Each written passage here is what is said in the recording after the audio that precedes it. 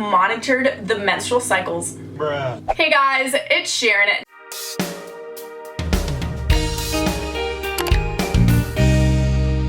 Now, if you know me, if you don't, whatever, you're gonna get to know me now. So I make a lot of period-related videos on my channel, and a lot of them are period horror story videos just because, like, we have a lot of those. I started thinking, I was like, you know what? A lot of people still don't seem to really know much about periods. And I mean, like, granted, I have definitely been one of those people until I started making period-related videos. So I thought I would make this video just like out of educational purposes, and also because I am trying to get my audience, because a lot of you are like either girls my age or a little bit younger that are too afraid to talk about a period, and I want to let you know that you shouldn't be afraid to talk about a period. And I feel like the more you know about it, the more you're aware of it, the less afraid you'll be to talk about it. So hopefully this video does that. I'm basically just gonna tell you some facts, some very weird ones, some cool ones, some oh wow ones about periods that you may not know, and hopefully you'll become more period confident. But anyways, if you want to see more videos like this, give us a thumbs up and let me know in the comments below. Make sure to follow me on my Instagram and my Twitter so you can have a say in my videos. And of course, if you'd like to see more, definitely subscribe for more. I do have so many period related videos. I'm just gonna put that out there right now. I have a whole all about periods playlist, so if you want to check that out, definitely feel free to. But all that being said, let's get right into this video. Your period gets worse when it's cold. So yes, cold weather can actually impact your period, making it heavier and longer than usual. During the winter months, a woman's flow, period duration, and even pain level is longer than in the summer. This pattern also expands to those that live in colder climate areas than those in warmer temperatures. The average woman will experience a little bit over 400 periods in their lifetime. Between the average first woman's period and menopause, you can expect about 450 visits from Aunt Flo. Talk about a little too much in my opinion, but maybe that's just me. That being said, you can go through up to 15,000 period products in your lifetime. During those 450 periods, the average woman will go through about 12,000 and 15,000 pads, tampons, and panty liners, which sounds like a lot, and it is, but on the bright side, period panties and menstrual cups are a very eco-friendly option. I feel like a lot of people don't know this one, and that is you can still get pregnant while you're on your period. Although it's more unlikely that you'll get pregnant while menstruating, it's still possible. This is because sperm can survive in the body up to 5 to 6 days. So if you have a relatively short cycle and have sex towards the end of your cycle and ovulate just after your period finishes, you could potentially become pregnant. So basically, always use protection and birth control. You lose a lot less blood than you think during your period. Although it may seem like a lot, trust me, been there. You only actually lose about 3 tablespoons of blood on your period. The average woman can lose anywhere from 1 tablespoon of blood to almost about a cup of blood. Although if it seems like you're losing more than this on your period, you might want to seek medical profession. I never knew this, but the sound of your voice changes while on your period. Vocalization researchers actually theorized that female reproductive hormones actually impact your vocal cords, thus altering your voice. So now I feel like I'm gonna pay extra attention to my voice when I'm on my period.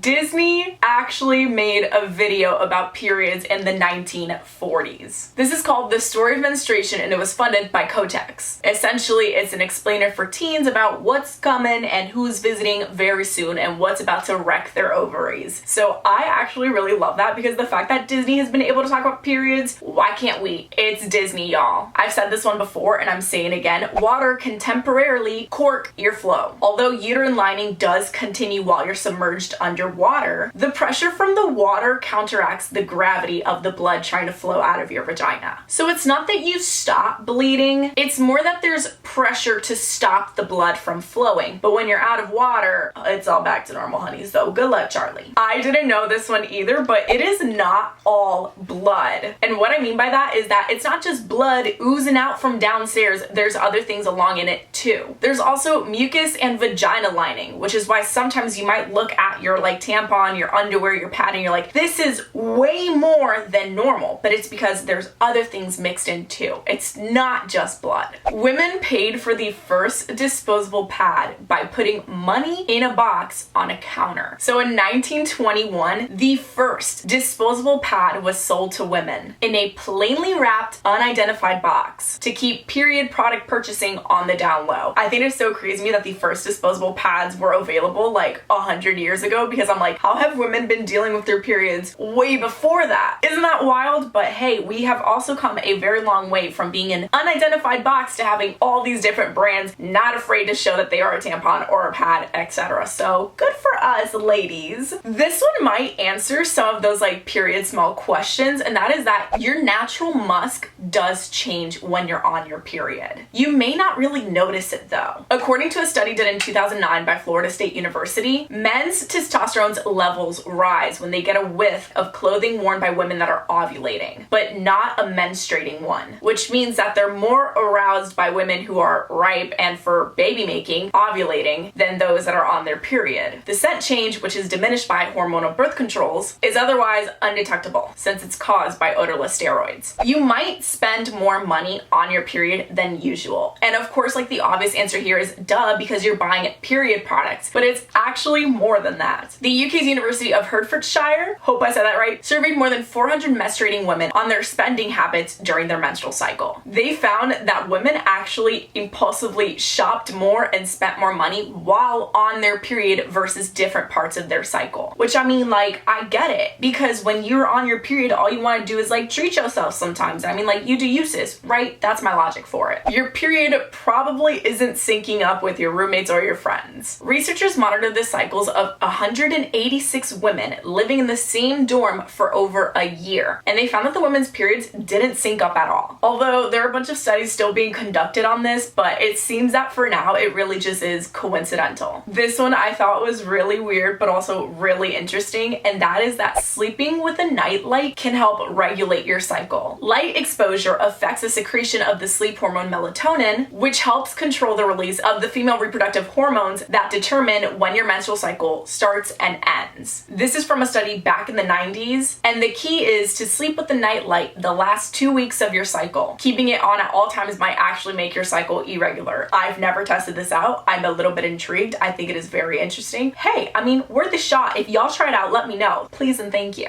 Lastly, I think this was just outrageous and so funny. I just had to share it. So in the Middle Ages, people thought that redheads were conceived while a woman was on her period. So, yep, they thought the hair was red because of period blood. What the heck is that?